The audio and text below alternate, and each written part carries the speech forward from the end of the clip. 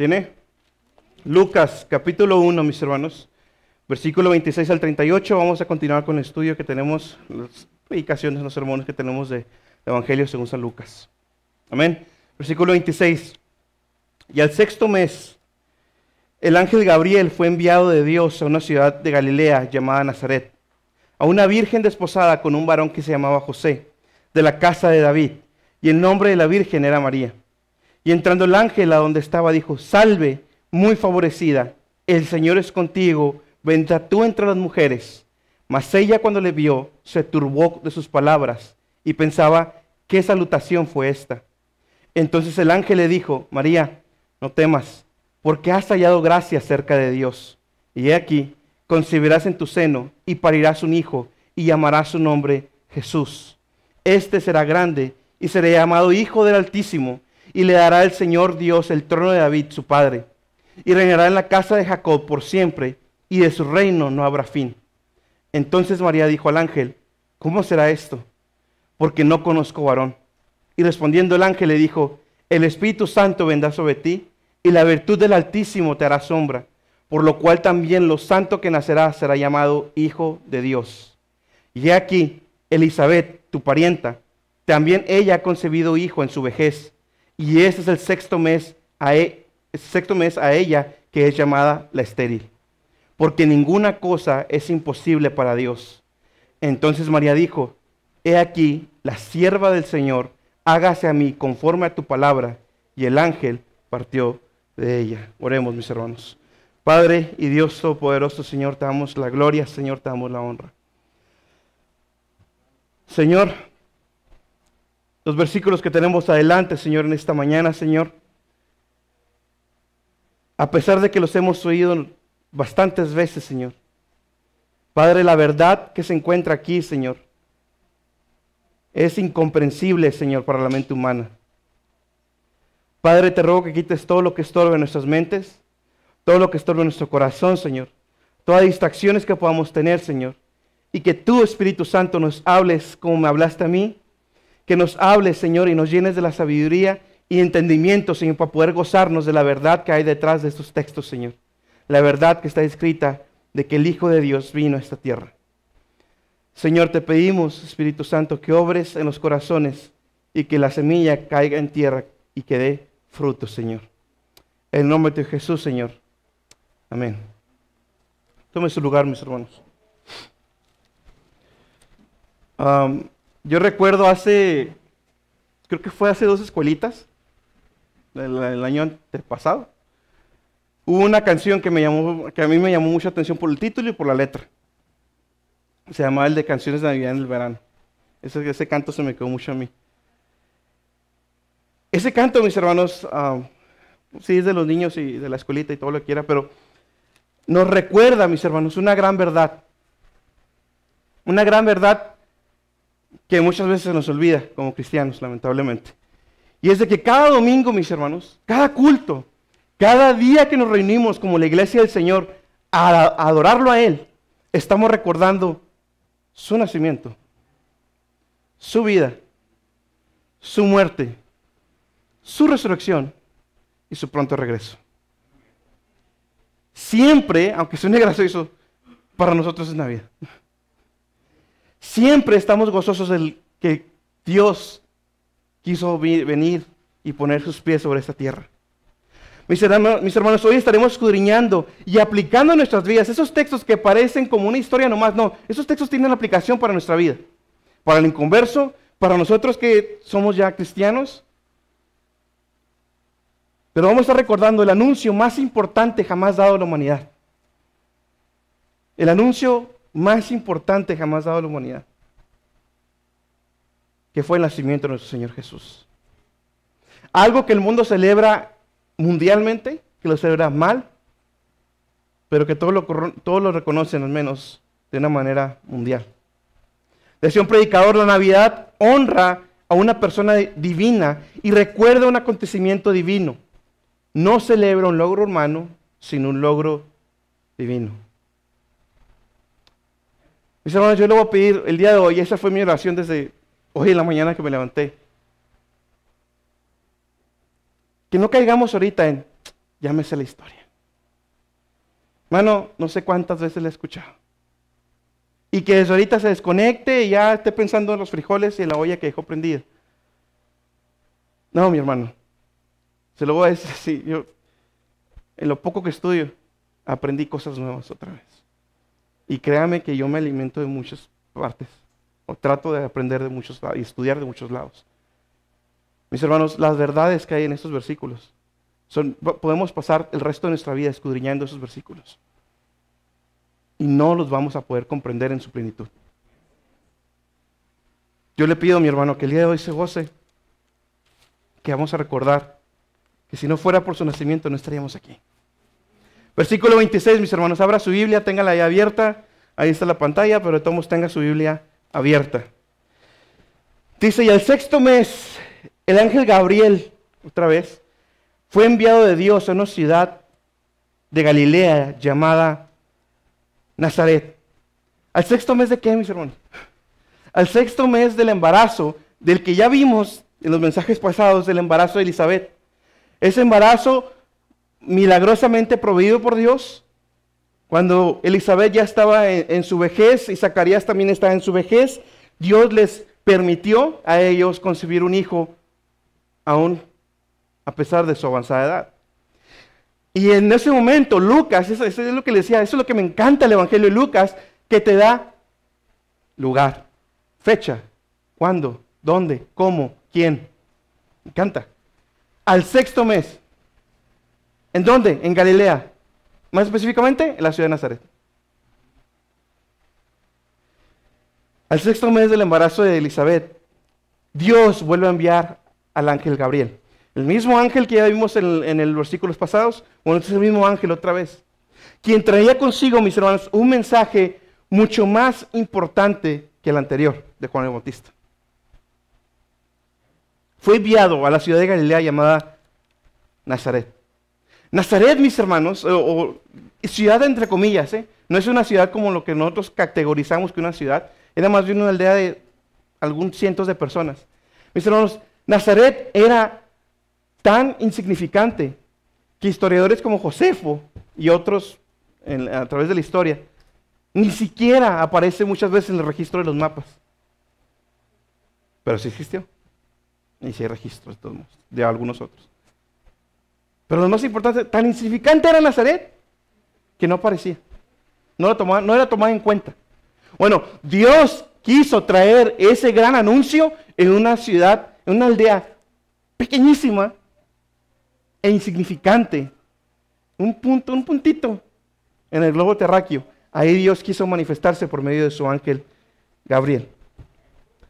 Decía un predicador, la elección que Dios hizo de Nazaret como el lugar de nacimiento de Jesús revela que Él es el Salvador del mundo, no de los poderosos o de la élite de una sola nación, sino de los llamados así judíos como griegos. Dios no mandó al ángel Gabriel a Jerusalén, al punto de donde estaban todos los gobernadores. No. Dios no lo mandó ahí. Dios lo mandó a esta ciudad insignificante que nadie tomaba en cuenta, Nazaret. El anuncio a Juan el Bautista del nacimiento de Juan el Bautista fue dado a un sacerdote. Este anuncio iba a ser dado a una joven, una mujer joven en una aldea pequeña e insignificante. Versículo 27. El ángel Gabriel fue a Nazaret, a Galilea, a Nazaret, a una virgen desposada de con un varón, que se llamaba José, de la casa de David. Y el nombre de la virgen era María. Primero que nada, y eso es bien importante, ahorita vamos a ahondar más en eso, pero primero que nada se habla que esta mujer era una mujer virgen. O sea, que jamás había tenido relaciones sexuales. Era una mujer virgen. Esta aparición de Gabriel, mis hermanos, era el cumplimiento de lo que Dios ya había prometido desde Génesis. En Génesis 3:15 dice, y enemistad pondré entre ti y la mujer, y entre tu simiente y la simiente suya, y esa te herirá en la cabeza, y tú la herirás en el calcañar. La simiente de la mujer no tiene simiente, para que no quede duda. La mujer no tiene simiente, es el hombre. Pero Dios desde ahí está diciendo, está prometiendo un hijo que vendría a través de una mujer. Isaías 7:14, 700 años antes del nacimiento de Jesús. Por tanto, el mismo Señor os dará señal. He aquí la Virgen concebirá y parirá un hijo y llamará su nombre Emmanuel. Ahora, muchos judíos dicen que esa palabra ahí, virgen, significa nomás mujer joven. Bueno, yo leía, y sí es cierto, como profeta que es Isaías, o Dios mismo que está escribiendo esto, ¿qué de raro tiene que una mujer joven se embarace? En esos tiempos, no, se casan, se embarazan, tienen hijos. No tiene nada de raro. Eso no es una señal de nada. ¿Qué sí es una señal? Que una virgen, una mujer joven que jamás ha tenido relaciones sexuales, esté concibiendo en su vientre un hijo. Eso sí es una señal. Dice desposada. Desposada equivaldría a lo que hoy es comprometida, pero ahí desposada era un poquito más serio que lo que es hoy.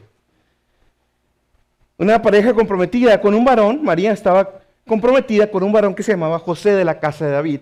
El que José fuera de la casa de David, mis hermanos, es bien importante también. Porque que José no era el padre, o no iba a ser el padre biológico, el hecho de que José adoptara a Jesús como parte de su familia, ya lo hacía a Jesús legalmente parte de la casa de David. Pero de todos modos, mis hermanos, vemos en otros evangelios que María también venía por parte de su mamá, porque era pariente de Elizabeth, que también venía de la casa de David. Así que fuera por adopción o fuera biológicamente, Jesús viene del linaje de David. Y el nombre de la Virgen era María. María. 28 al 30. Y entrando el ángel a donde estaba, dijo: salve, muy favorecida, el Señor es contigo. Bendita tú entre las mujeres. Mas ella, cuando le vio, se turbó de sus palabras y pensaba: ¿qué salutación fue esta?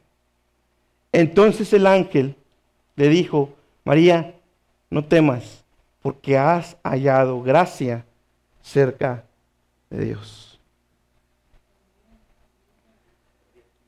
María reaccionó como cualquiera de nosotros, hermanos. Igual que Zacarías también, de una manera similar. Se turbó de las palabras que estaba escuchando el ángel. Tuvo temor. Lo interesante aquí, la carnita de esto está en las palabras del ángel. Dice: salve.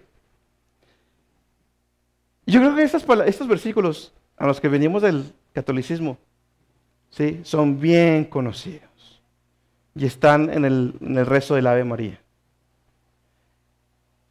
Y mis hermanos, no es un estudio, pero sí voy a dar algunos puntos de ¿sabías qué? Nomás para que cuando hablemos, sabemos de dónde vienen las cosas.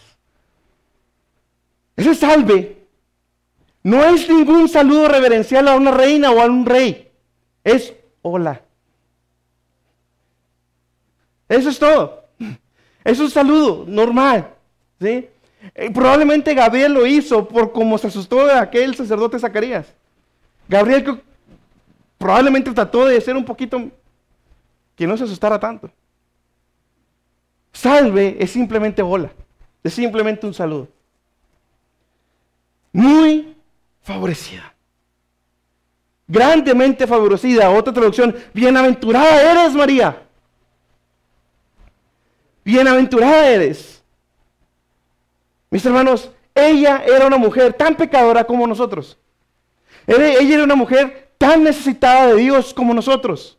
Era una mujer tan necesitada de la gracia de Dios como cualquiera de nosotros. Ella había encontrado gracia delante de Dios, mis hermanos. Se volvió la muy favorecida, la bienaventurada, cuando Dios la escogió a ella. Fue cuando Dios la escogió. No era ella por ella misma. Fue Dios quien la escogió. Ahora, ¿qué pasa? En el rezo, ¿cómo dice? Llena eres de gracia. Bendita tú entre las mujeres, bendito es el fruto de tu vientre, Jesús. Todavía me acuerdo. Llena eres de gracia. ¿De dónde salió ese llena eres de gracia? Porque aquí no está. El llena eres de gracia, mis hermanos, es una traducción de la Vulgata Latina de Jerónimo. Ya no tengo que explicar nada de eso, gloria a Dios. Ya saben qué es la traducción Vulgata Latina. De ahí, mis hermanos, Jerónimo lo tradujo como gratia plena. La plena de gracia, la llena de gracia. Y de ahí el catolicismo sacó que María le fue dado tener la gracia en su plenitud. De manera que ahora ellos la constituyeron como una administradora, una mediadora de las gracias hacia los demás. De la gracia de Dios hacia los demás. Porque en ella habita la gracia plena. Eso es lo que ellos dicen, no se me confundan. Mis hermanos, María era como un ser humano más. Un ser humano más. Dios le dio, fue bienaventurada, encontró, como dice el Gabriel más adelante, has encontrado gracia, has hallado gracia cerca de Dios, como cualquiera de nosotros lo necesita. Por supuesto que lo de ella es algo muy especial, porque iba a tener al Mesías, pero sigue siendo gracia. Dice el ángel, el Señor es contigo. El Señor es contigo, María.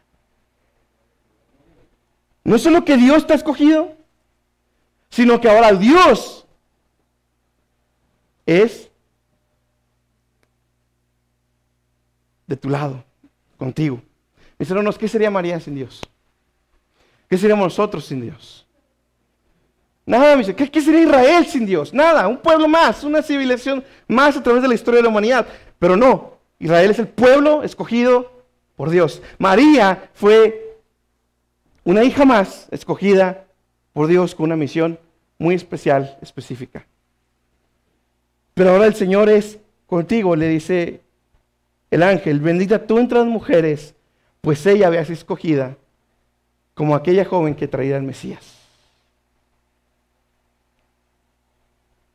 Con todo lo anterior, mis hermanos, era entendible que María tuviera temor. Que se preguntara, ¿qué palabras son estas? Versículo 30. Entonces el ángel le dijo, María, no temas, porque has hallado gracia cerca de Dios.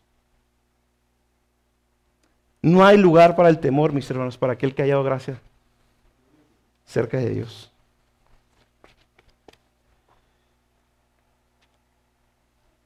Aquí me voy a detener.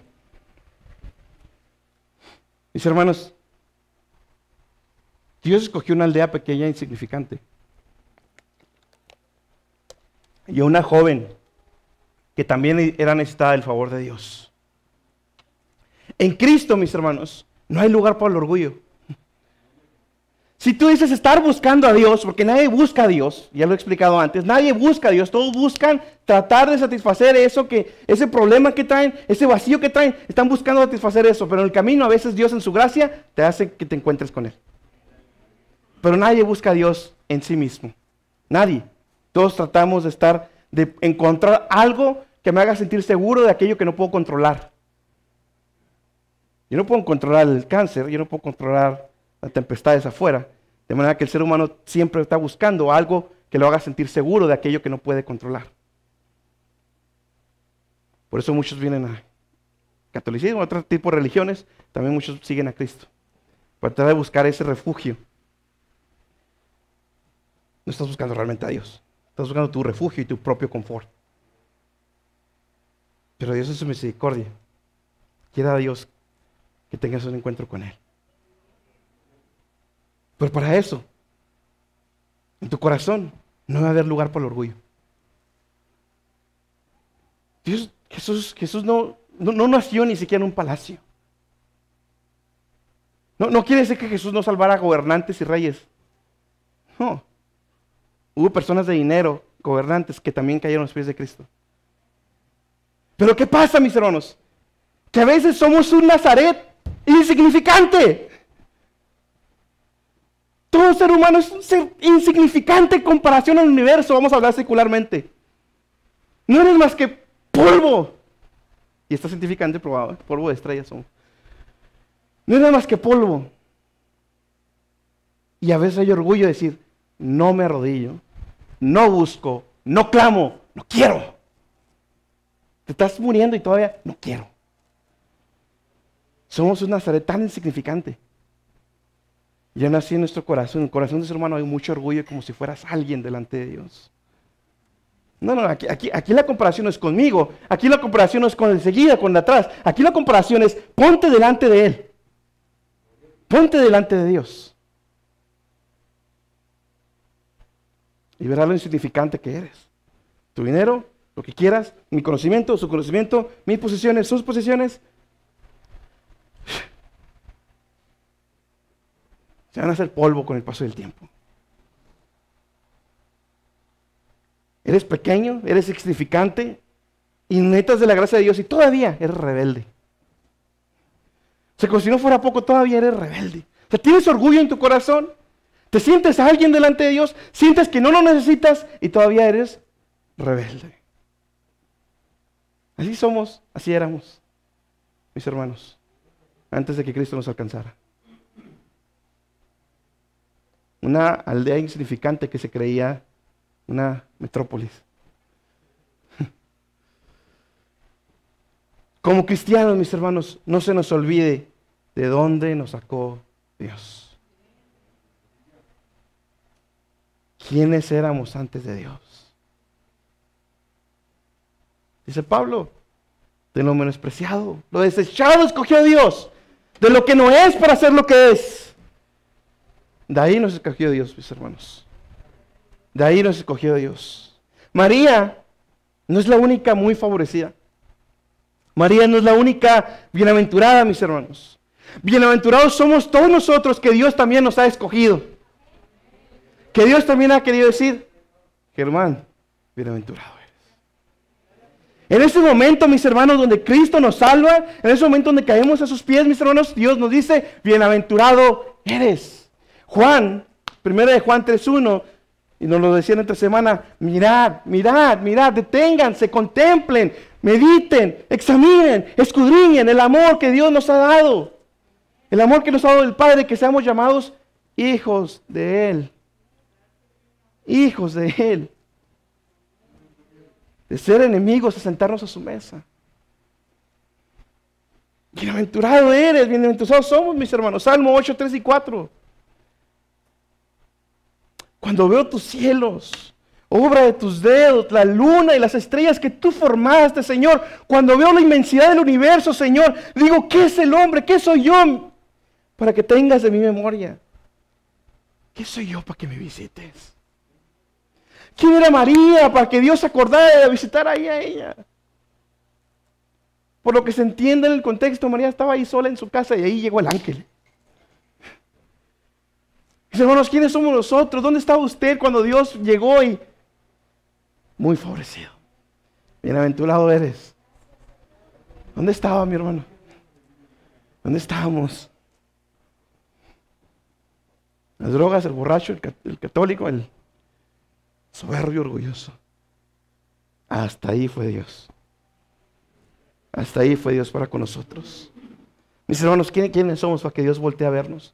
¿Quiénes somos para que Dios nos tenga en su mente?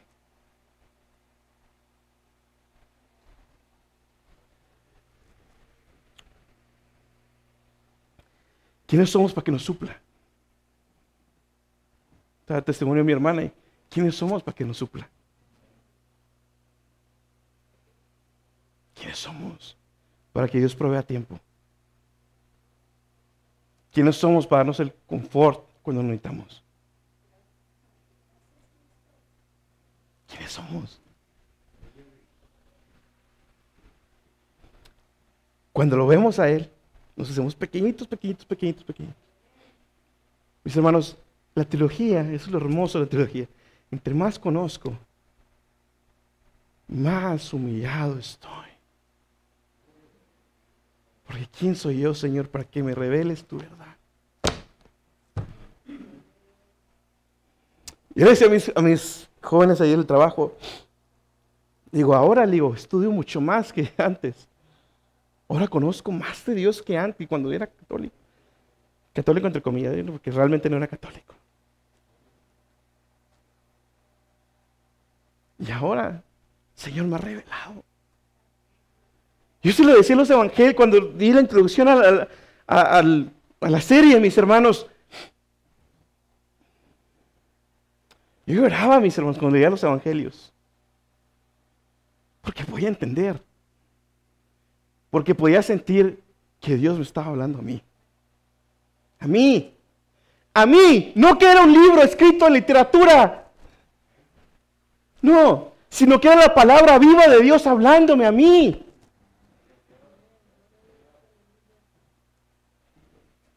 ¿Quiénes somos, mis hermanos?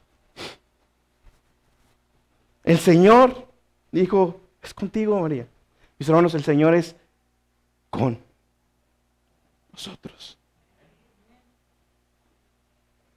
Con nosotros. Yo le pregunto, mis hermanos, ¿qué es lo que más ama? Es una ilustración que dio mi esposa hace mucho tiempo. Se lo voy a robar. ¿Qué es lo que más ama? Sé sincero, ¿eh? Ahorita en su mente, ahorita, con lo que tiene, con lo que no tiene, ahorita. Sinceramente con usted mismo, ¿qué es lo que más ama sobre la faz de la tierra? Puede decir mi familia, mis hijos, mi esposa, lo que he logrado, lo que tengo, en quien me he convertido.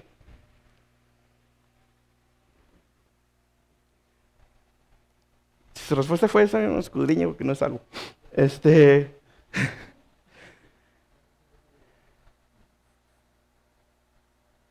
Espero que en su mente haya sido Dios. Y yo sé que somos bien imperfectos para amarlo, pero mis hermanos, espero que en su mente haya sido mi Señor. Bueno, le pregunto, ¿qué si le quitan lo que más ama?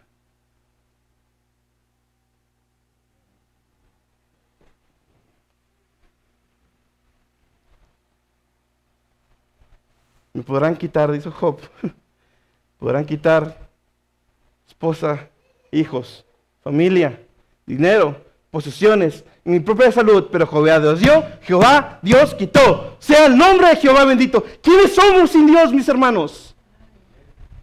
¿Qué seríamos sin Dios? ¿Qué sería si me quitara lo que más amo? A mi Señor, mis hermanos. Somos imperfectos, por supuesto que somos imperfectos para amarlo.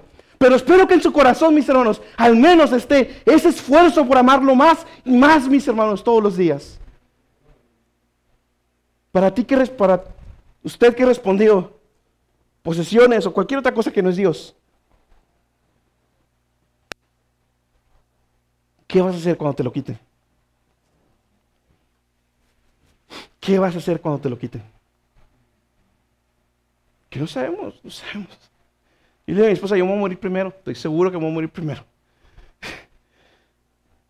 Pues si muero yo, ella tiene a Cristo. Si te quitan tu familia, lo que tú eres, tu reputación, tu trabajo, tu dinero, ¿a dónde vas? Romanos 8, 31, 35.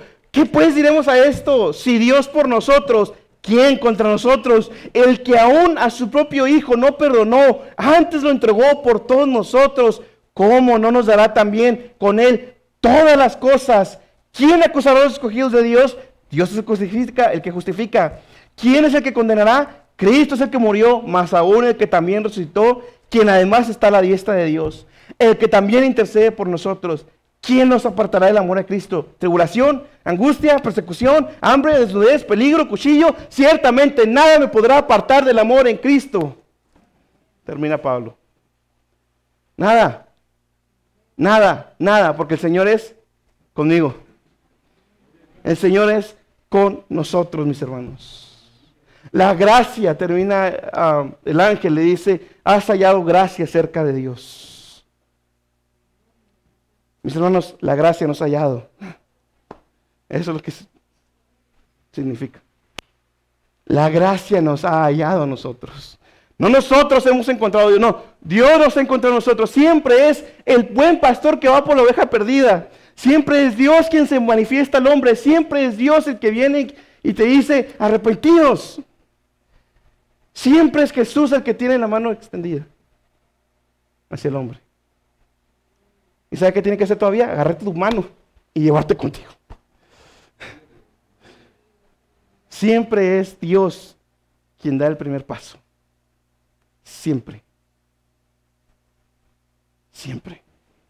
La gracia, mis hermanos, nos ha encontrado. La gracia de su perdón, la gracia de su amor. Versículos 31 y 33. Y he aquí concebirás en tu seno y parirás un hijo y llamarás su nombre Jesús. El regalo más grande que Dios nos ha dado es que Cristo naciera aquí. Que la luz de Cristo resplandiera en nuestros corazones. Que Cristo viniera a nacer en el cochino corazón que tuviéramos, lo limpiara, lo restableciera y nos dé un nuevo nacimiento. Esos milagros siguen ocurriendo hoy en día. Versículo 32 y 33. Y este será grande y será llamado Hijo del Altísimo, y le dará al Señor Dios el trono de David, su padre, y reinará en la casa de Jacob por siempre, y de su reino, no habrá fin. El ángel está resumiendo a grandes rasgos la obra de Cristo. Primero que nada, mis hermanos, será grande. ¿Qué le dijeron a Juan Bautista? ¿Será grande qué? Delante de Dios. Jesús es el grande. Él será grande. Él define lo que es grande. Jesús no iba a ser grande delante de Dios. No. Jesús es Dios. Jesús es grande. Por sí mismo, en sí mismo, no necesita nada externo para hacerlo grande. Él es Dios. Hijo del Altísimo. Esa descripción se refiere a su posición como gobernante, como el soberano, como el que creó todas las cosas, como el que lo sustenta todo. Es afirmar que Cristo tiene la misma esencia que Dios. La misma esencia que Dios. Le dará al Señor Dios el trono de David, su padre. ¿Sabes lo que debió decir por María? María sabía lo que implicaba eso. En su mente ya estaba, es el Mesías. El Mesías iba a venir a ocupar el trono de David. Este hijo que estaba anunciando su nacimiento, vendría a ocupar el trono de David, su padre. Legítimo, ya lo vimos, por José y por María. Y de su reino no habrá fin. Un reino eterno, un reino que nunca va a acabar. Para María es una pregunta normal, lógica. Sin embargo, la respuesta, mis hermanos, a esa pregunta nos podrá llevar toda la eternidad sin poder comprenderla. Versículo 34. Entonces María dijo al ángel, ¿cómo será esto? Porque no conozco varón. Quiero que veas, no era una mujer, relación, no. Ella estaba consciente de que ese embarazo que se estaba anunciando iba a ser mientras ella siguiera siendo virgen.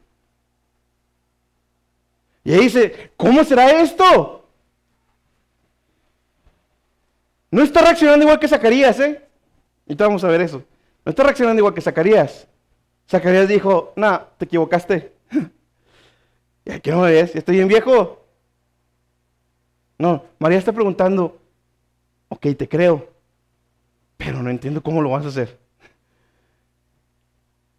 ¿Cómo será esto? 35. Este versículo subráyelo, hágale un circulito, no sé. Y respondió el ángel, le dijo, el Espíritu Santo vendrá sobre ti, y la virtud del Altísimo te hará sombra, por lo cual también lo santo que nacerá será llamado Hijo de Dios. Y aquí podemos estar a que todos muramos. Quiero que vea que María se está preguntando algo que es imposible. Hay leyes naturales, mis hermanos, que nos rigen. Gravedad, termodinámica, muchas otras cosas. Leyes, la física, todo eso. Hay leyes que nos rigen. Son leyes del juego que las puso Dios. Leyes que Dios puso. Pero eso no significa que Dios no pueda obrar. Porque las leyes físicas, las leyes naturales que hay, es nomás cómo Dios se mueve por lo general. O el patrón que Dios usa para moverse, para sustentar, para todo lo que Él hace. Él usa las leyes físicas de una manera normal, como un patrón normal. Pero eso no quiere decir que Dios pueda moverse fuera de ese patrón. No, Dios puede hacer cosas sobrenaturales. Porque Dios es omnipotente y ahorita vamos a ver eso. El mismo Espíritu que se movía sobre las aguas en el principio de ahí en Génesis, cuando la tierra toda estaba amorfa, sin forma, cuando la tierra toda estaba desordenada y empezó a haber actividad creativa de Dios, el Espíritu Santo estaba ahí. Ese mismo Espíritu Santo que estaba envuelto en la obra creativa de Dios, es el Espíritu Santo, es Dios mismo que está envuelto ahora en la obra creativa que iba a ocurrir en el vientre de María. Es el poder creativo de Dios creando vida en el vientre vacío de una virgen mujer. Eso es lo que Dios estaba haciendo. Es el mismo Espíritu Santo que estaba ahí en Génesis ahora dando lugar al nacimiento del Dios hombre. Dice la virtud, el poder, mis hermanos, del Altísimo te hará sombra. Esa palabra de Altísimo es el Elión. O sea, el Dios gobernante, soberano, omnipotente de cielos y tierra, quien creó y lo sustenta todo por medio de su Espíritu, crearía vida en el vientre de María. El poder de Dios es el que va a hacer que cree vida ahí, de una manera sobrenatural. Por lo cual también lo santo que nacerá. Eso, ¿cómo Dios lo hizo? ¿Cómo Dios creó la vida ahí? ¿Cómo Dios hizo que Jesús naciera sin pecado? Jamás lo vamos a poder comprender en su plenitud. Jamás. Hay explicaciones, es posible. No se puede. Es Dios en su poder. Pero Dios cubrió a Jesús de todo pecado. Todos nosotros, dice David en el Salmo 51:5, dice, aquí, en maldad he sido formado y en pecado me concibió mi madre. O sea, en pecado he nacido, pecador nazco. Pero Jesús fue el inmaculado, el que nació sin pecado. Dios obró para que naciera sin pecado. Vino a ser sombra, la virtud del Espíritu del Altísimo te hará sombra. Jesús, el sin pecado, Él fue completamente humano, pero completamente sin pecado.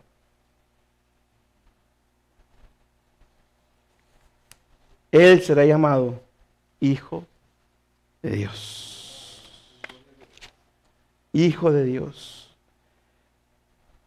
Y esto es consecuencia de su naturaleza. Divina, 100% divina, 100% hombre. Por lo tanto, Hijo de Dios, el Dios mismo manifestado en carne. Lo que Juan dice que el Verbo se hizo carne.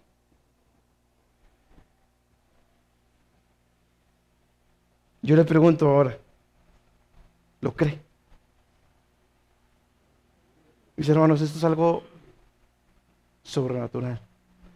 Esto es algo que si no tienen la fe de Dios, no lo cree. Eres incrédulo ante esto.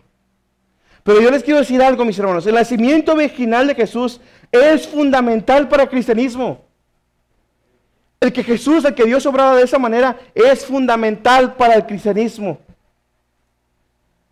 Es la única manera de explicar cómo Él, Dios, podría ser el Dios hombre, que es tanto Dios, pero también hombre. Estamos afirmando algo que va en contra de las leyes naturales, mis hermanos. ¿Lo cree? Dios, el omnipotente, el que puede obrar como Él lo ha predeterminado, las cosas imposibles a nuestra vista más posibles para Él. Mis hermanos, el nacimiento original de Cristo es angular en la fe. Es piedra angular en la fe. Como les decía ahorita, no podemos explicarlo a detalle, ni puedo entenderlo a detalle. Pero si no lo cree, hay problemas. Hay problemas. Porque si Jesús no nació como dice la Biblia que nació, entonces no es Dios, entonces también nació con pecado, entonces no es Salvador, por lo tanto mi fe es vana. Dice Pablo, comamos y bebamos, porque somos los más inafortunados, los menos afortunados, porque hemos gastado nuestra vida en una mentira. Pero dice Pablo, mas Cristo, al tercer día, resucitó. Mas Cristo realmente nació de una virgen, sin pecado, un nacimiento sobrenatural. Versículo 36. Sin que María pidiera señales, María no está pidiendo señales, está escuchando nomás.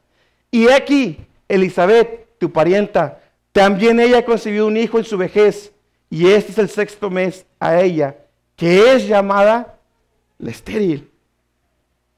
La estéril. Dios lo hizo para fortalecer la fe de María, para que fuera un ancla a María, mis hermanos.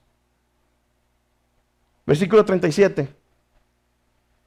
Porque ninguna cosa es imposible para Dios. Nada es imposible para Dios. Para el omnipotente Dios, nada es imposible. Nada. Ya lo vimos en el estudio. Eso quiere decir que Dios puede hacer, si Dios lo puede hacer todo, quiere decir que Dios puede hacer una piedra tan grande que Él mismo no pueda levantar. Ya lo vimos, ¿eh? No, mis hermanos. No. Dios es el que pone las reglas. Dios es el que decide qué, cómo, cuándo, qué, dónde y qué no, qué sí. Dios es el omnipotente.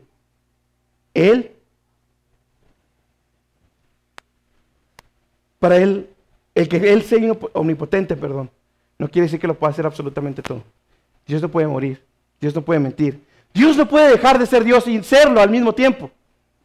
De manera que todo lo que Él hizo, todo está bajo su control, bajo su poder. No hay nada imposible dentro de lo que Él ha predeterminado, lo que va conforme a su naturaleza. Todo Dios es posible para Él. Siempre y cuando vaya conforme a su naturaleza y conforme a su propósito. Dios no hace cosas tontas e ilógicas. Ese tipo de cuestionamientos, mis hermanos, son tontos. Son superfluos, son banales. No tienen ningún fin.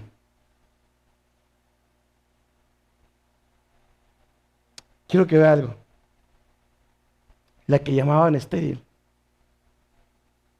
Y el ángel se lo dice a María para que tuviera fe, para que confiara en lo que estaba pasando, para que de perdida tuviera otra mujer con cual ir a contarle. Alguien más con quien compartir ese milagro que estaba aconteciendo. A la que llamaban estéril, ahora es su 6º mes. Le dice el ángel. Mis hermanos, aquí hay una hermosa aplicación para nosotros. Nosotros éramos los llamados también. Al que llamaban adúltero, al que llamaban hipócrita, al que llamaban el soberbio, ese orgulloso, al que llamaban católico, al que llamaban drogadicto, al que llamaban borracho, a ese ahora es hijo de Dios. Al que nos llamaban, mis hermanos, ahora somos llamados hijos de Él. Hijos de Él, y es obra únicamente de Dios. Mis hermanos, si no hay un cambio así, si no hay una muestra del antes y el después de Cristo, escudriñen salvación. Porque yo antes era el que me llamaban orgulloso, soberbio, hipócrita, blasfemo, Mas ahora soy llamado hijo de Él. Hijo de Dios, mis hermanos. Los que éramos llamados. ¿Por qué? Porque para Dios ninguna cosa es imposible. Ahora lo interesante es esto. Los milagros, tal cual como están, lo que hemos leído en la Biblia, en el tiempo de los apóstoles, ya no ocurren tan así. No son tan continuos, tan constantes, porque ya no es necesario, porque ya está la Biblia, está la palabra de Dios. Pero Dios continúa un milagro todavía. Un milagro que todavía los incrédulos pueden ver. Dios todavía ahorita hace milagros sorprendentes. Hay un milagro sobre todos, que yo creo que todos los que estamos aquí lo hemos visto.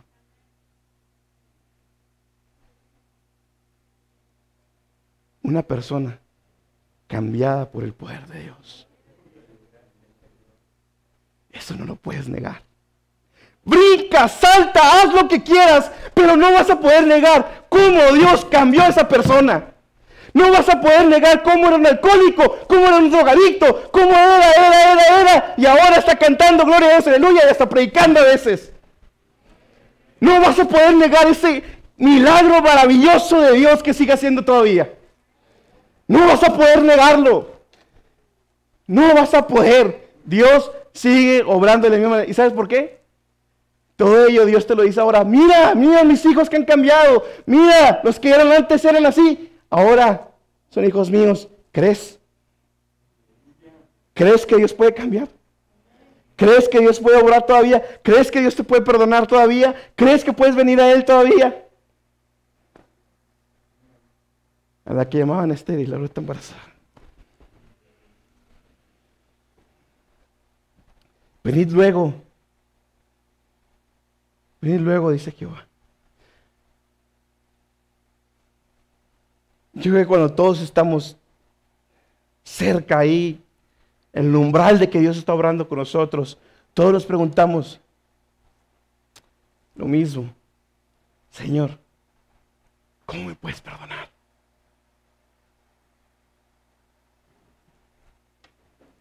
María preguntó, ¿cómo será esto?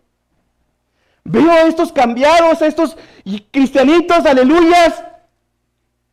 Señor, ¿cómo puedes en mí cambiarme? ¿Cómo puede ser que estas personas han sido cambiadas de verdad por Dios? Porque ese niño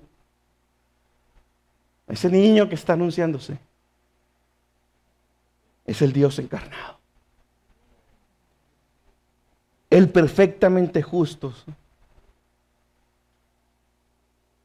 Fue justo en todo lo que pensó, en todo lo que dijo y en todo lo que hizo.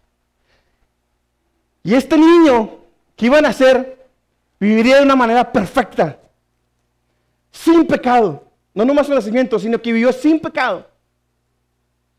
Y este Jesús, este Mesías, vino a morir como sacrificio por tu pecado y por mi pecado. Él tomó tu lugar en la cruz. Su muerte, su castigo en tu lugar.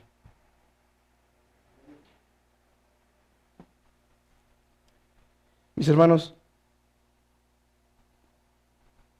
hemos leído muchas veces Juan 3:16 y decía un predicador, escuchaba una historia una vez, que se sentaba con un hombre, leía la Biblia una y otra vez, pero un día,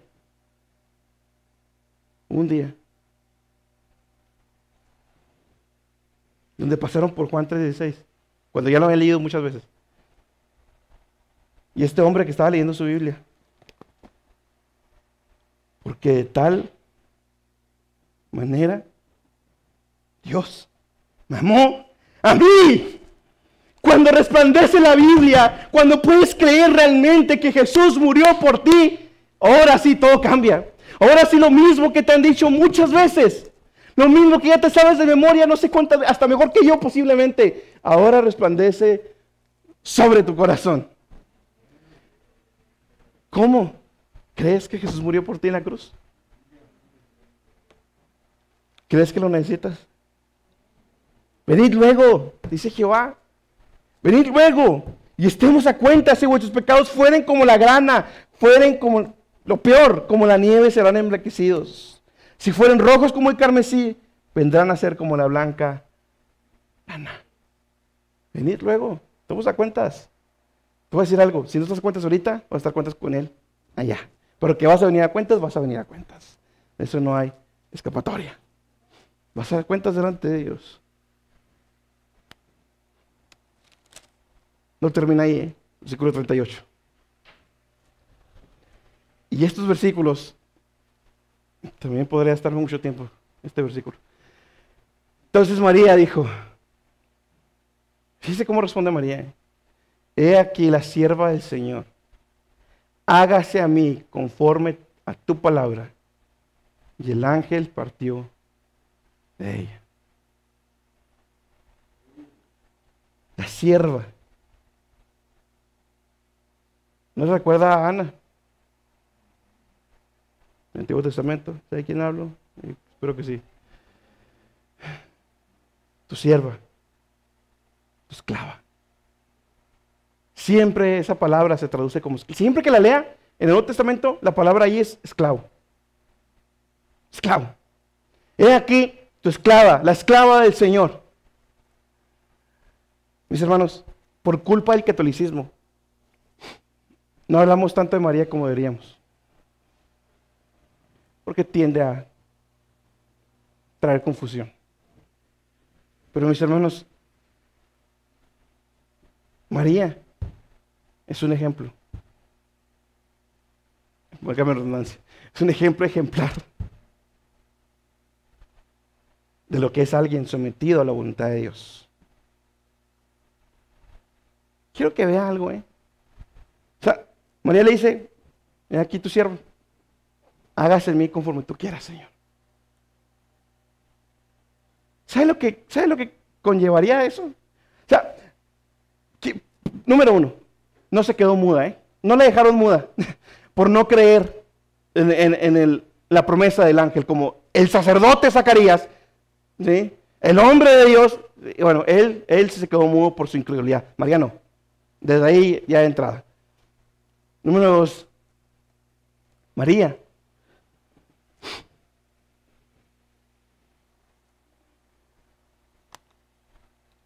no preguntó por José.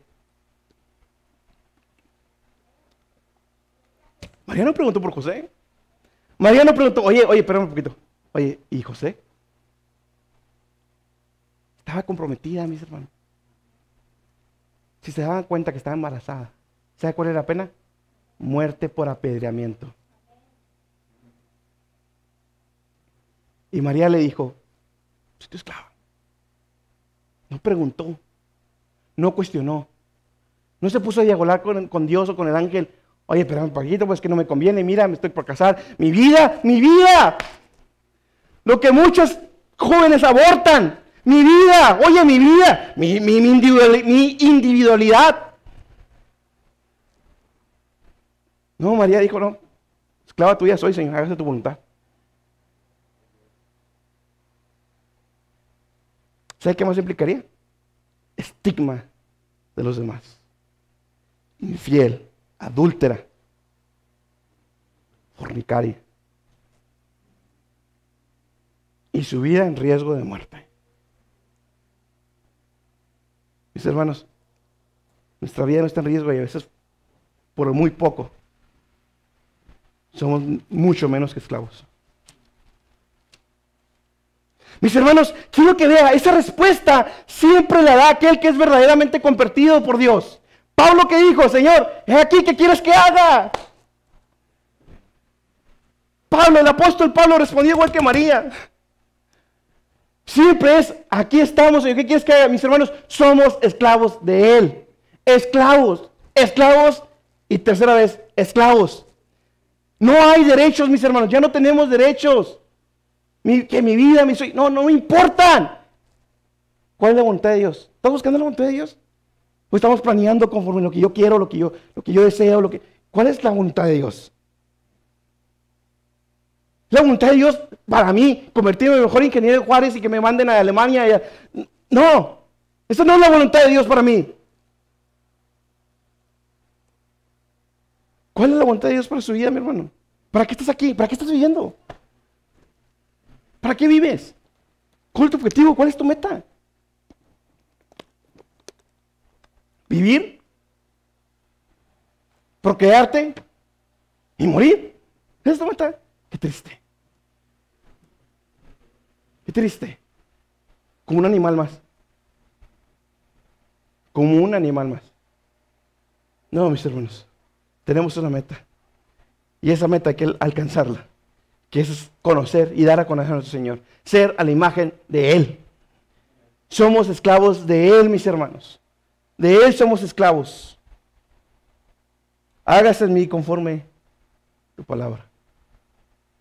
¿Cuándo fue la última vez que oramos así, mis hermanos? Empezando por mí. ¿Cuándo fue la última vez que tomamos una decisión que nos iba a traer consecuencias, pero fue la voluntad de Dios? ¿Cuándo?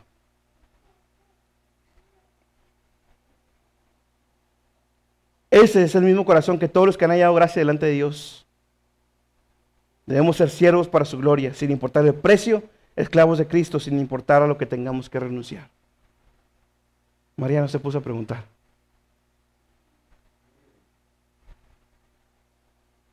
Mis hermanos, Hechos 4:12, si me lo pueden poner, mis hermanos, para terminar. En ningún otro hay salud, porque no hay otro nombre debajo del cielo dado a los hombres en que podamos ser salvos. En Cristo, solamente en Cristo. ¿Por qué digo esto, mis hermanos?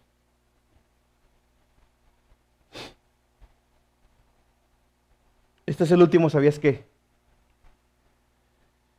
Ese hágase en mí conforme a tu voluntad es la misma palabra que se utiliza en Génesis. Cuando Dios dice, hágase la luz, hágase la tierra, hágase, es la misma palabra. Obviamente aquí está en griego, pero es la misma. De esa coincidencia, ¿sí? Se agarraron para decir que María tiene parte en la obra de Cristo. Porque ese hágase, ellos lo interpretan como si María hubiera tenido opción de la voluntad de Dios que estaba trayendo a su vida. Como si ella hubiera dicho, si ella hubiera dicho, no quiero, nada hubiera pasado. No. Como si su voluntad fuera lo suficientemente fuerte para ir contra Dios. Ese hágase que está ahí, no es te permito que lo haga, Señor. No, eso no es. ¿Cómo empieza María? Esclava soy tuya, Señor. Haz de mí lo que tú quieras. Pero ellos lo han interpretado como que ella tuvo ese poder de voluntad de hacer o no hacer. De ahí sacan que ella es corredentora, comediadora y también hasta reina del cielo.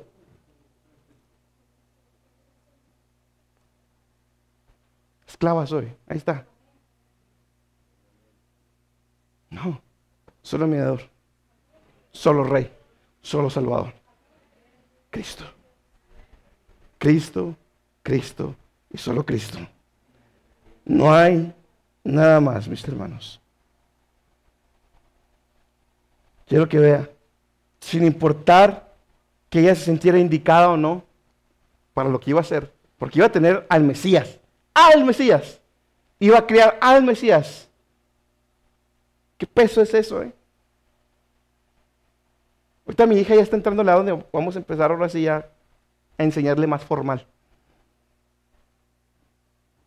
Ya ve más, ya escucha más, ya imita más. Y empieza a sentir uno carga y que, caramba, ahora sí ya se da cuenta. Ella es una pecadora más. María va a tener al Mesías. Mis hermanas, mis hermanos, estemos dispuestos a hacer la voluntad de Dios. Nos creamos capaces o no. Dios obra. Dios obra. Dios obra.